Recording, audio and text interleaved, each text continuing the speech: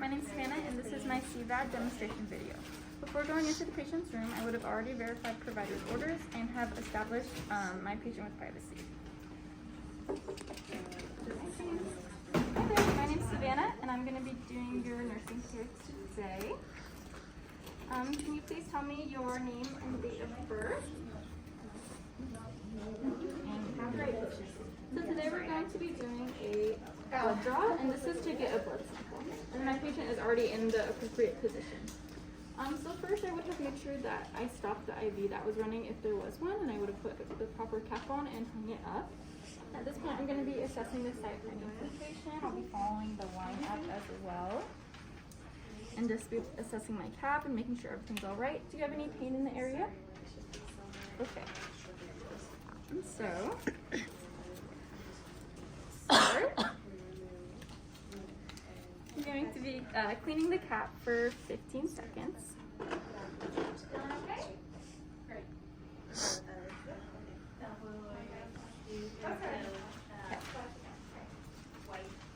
Now we're going to let it dry, and we'll let it air dry fully.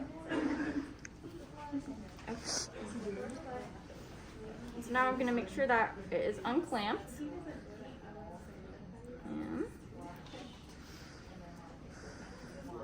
I'm going to make sure we have some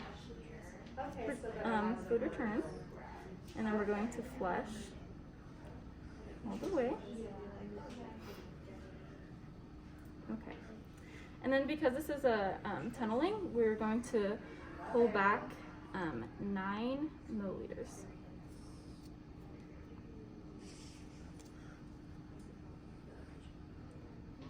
Okay. And so this is what we would discard. So we discard this per facility policy. And then again, we would be cleaning the site for 15 seconds.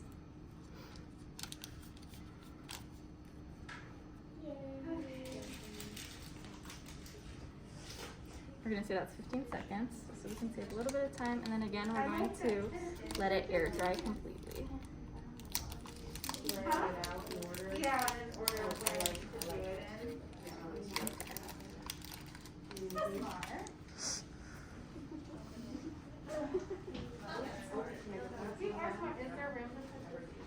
Now this is what we will be using for our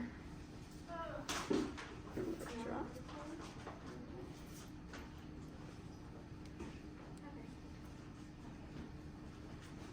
Okay. And we'll just put this over here for now. And again, this would have been disposed, so I wouldn't be able to mix them up or anything. And so at this point, I would, when I was, I forgot to say, but when I was inserting the initial fluid, I would have been assessing for any infiltration or anything like that as well. Okay.